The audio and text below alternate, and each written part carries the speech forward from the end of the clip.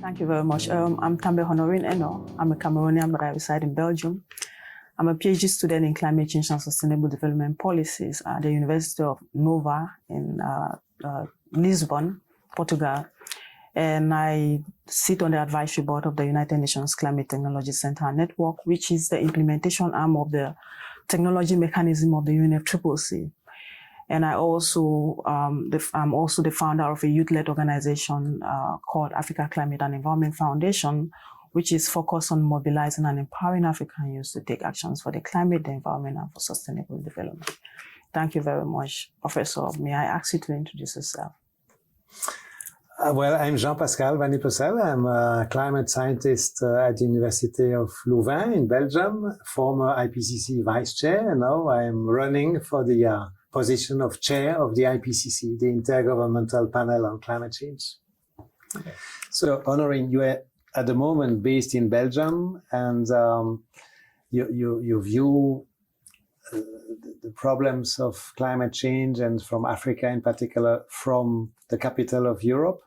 How do you think, how do you see the way Europe could help better than it does today, Africa, in relation to climate change? Yeah, I think Europe can better support Africa by providing climate finance. When I say climate finance, it should not be limited to the 100 billion that the developed or the global north countries have committed to contributing. There are other ways through which you can support financially. You know, when we talk about the 100 billion, accessing that money, it's not easy. And it should be noted that even UN entities find it really, really challenging to access the climate finance. For example, within the UN Climate Technology Center Network, although they are an accredited body to the Green Climate Fund, they also get rejections. So if institutions like that can be rejected, what about a common project proponent from Africa? Would they be able to access such funding if institutions that were created to provide them with training, capacity building, to be able to develop project proposals to submit to the Green Climate Fund? If they can't, if such institutions are also being rejected, what more about a common project proponent?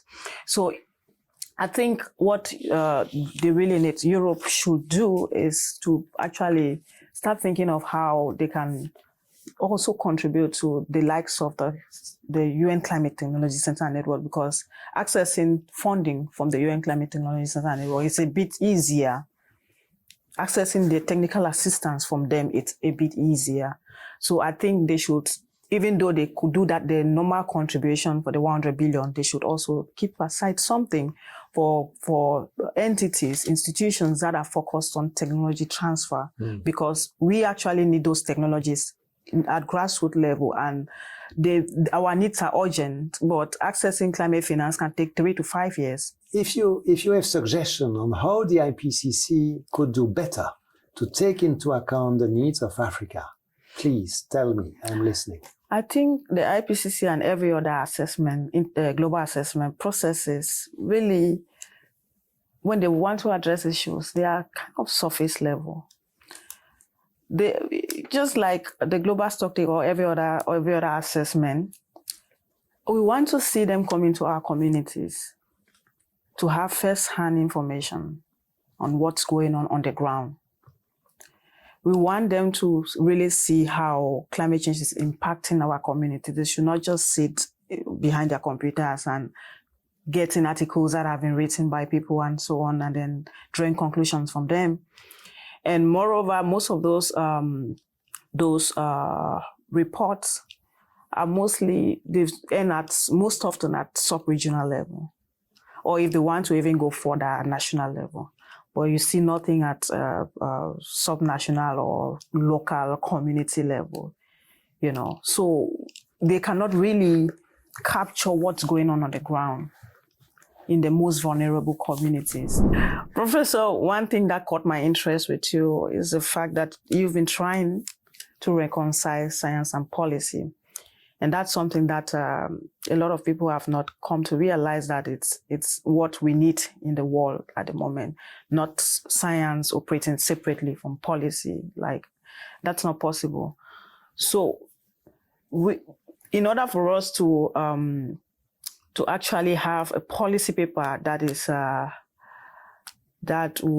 is very informed and would enable our policymakers make informed decision, we need it to be backed by real science.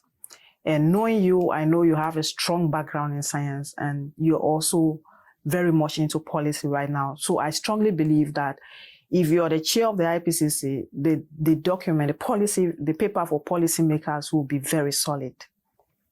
I used to be interested in the IPCC scholarship. On the website, I saw your name as a donor to the IPCC scholarship. And I was like, how can somebody just single-handedly just donate?